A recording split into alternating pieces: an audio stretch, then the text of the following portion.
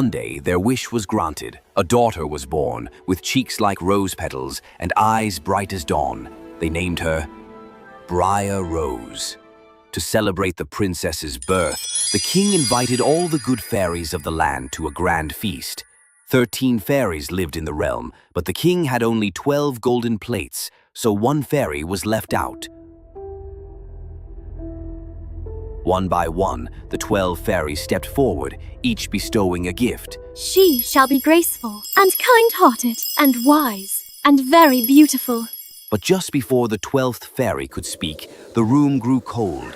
A gust of wind blew open the great doors, and in swept the 13th fairy, forgotten and furious. So, I was not invited. Very well. On her 15th birthday, the princess shall prick her finger on a spindle and die! Before anyone could speak, the 12th fairy stepped forward. I cannot undo the curse, but I can soften it. The princess will not die. She will sleep for 100 years, until awoken by true love. Horrified, the king ordered every spinning wheel in the kingdom destroyed. Years passed. Briar Rose grew into a beautiful and curious young woman.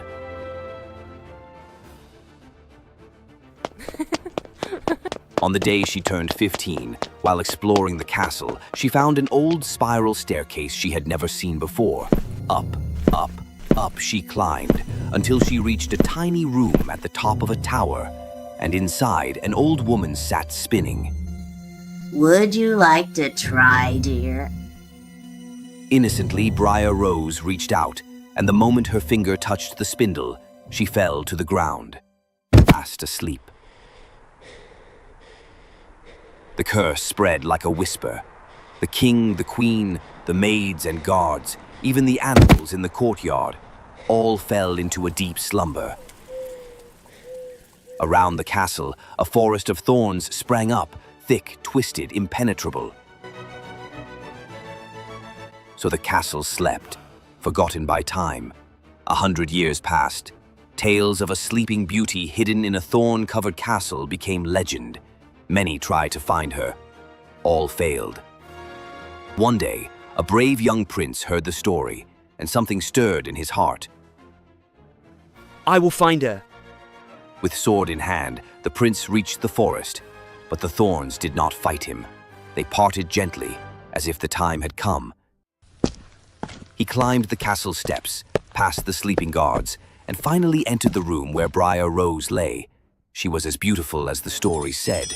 Quietly, he knelt beside her and kissed her hand, and at once, she stirred. Her eyes opened. Did you wake me? It seems I did. The spell was broken. All through the castle, people woke as if from a long nap. The king yawned. The queen blinked in surprise.